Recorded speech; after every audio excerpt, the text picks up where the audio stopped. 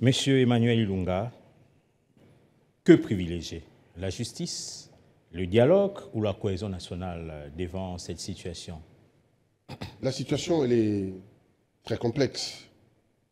À ce stade où nous sommes en guerre, le pays est en guerre, et nous avons plusieurs défis. Je pense que la sagesse veut qu'on priorise les défis. On priorise la nature de combat que nous devons mener collectivement. Pour moi, ce qui me concerne, ça tient qu'à mon avis, je pense qu'il faut privilégier la cohésion nationale. C'est-à-dire malgré qu'il y a des Pour le moment, parce preuves. Il y a les preuves, vous savez, c'est la justice qui détermine si ces preuves sont probantes ou pas. Parce qu'on peut ramener des éléments des preuves, mais qui peuvent être rejetés par la justice. Ceci dit, vous savez, au sorti de la guerre en 1945, il y a eu certains qui ont collaboré avec les Allemands. Quand François Mitterrand arrive au pouvoir, il a travaillé avec certaines personnalités douteuses.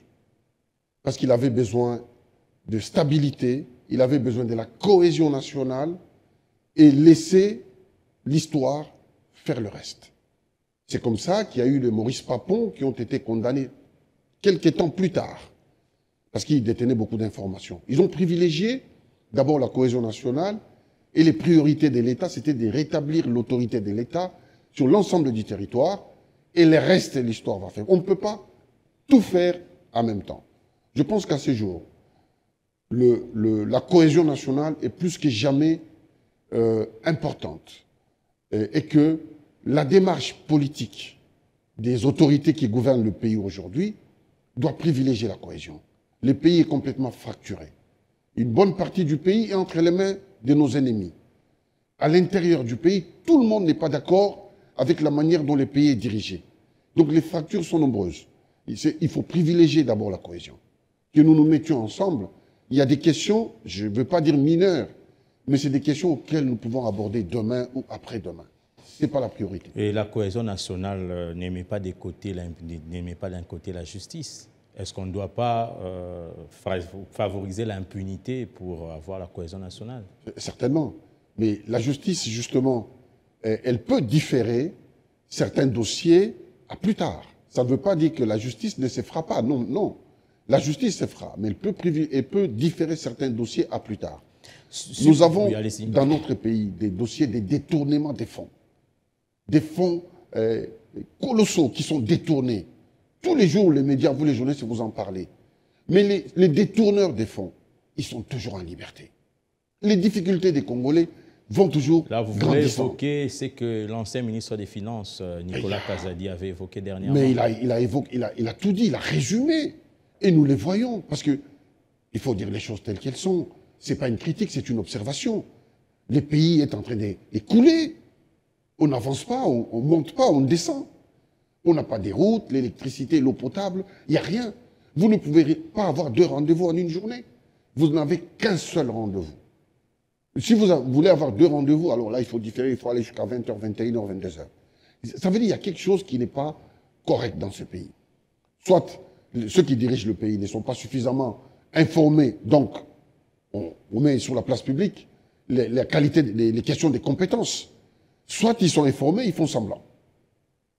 Et donc, ça ne va pas. Et ça, ce sont des questions prioritaires. Sur la vie quotidienne de nos compatriotes. Ça, c'est prioritaire. Parce que distraire des gens avec l'immunité de Joseph Kabila, qu'est-ce que ça apporte de plus dans l'assiette des Congolais? Les Congolais ont des priorités. Baisser les prix des denrées alimentaires.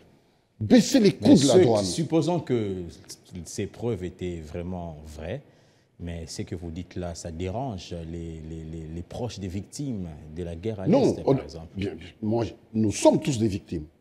Moi, j'en suis victime aussi de cette guerre-là. C'est mes compatriotes qui sont massacrés. Moi, j'en souffre au fond de moi.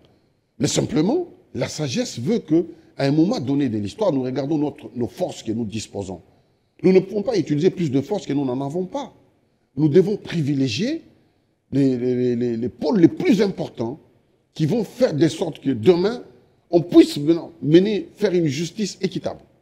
Parce que si aujourd'hui on s'attaque à X, le lendemain à Y, le surlendemain, donc on fait des petites mesures, finalement on se retrouvera sans rien faire.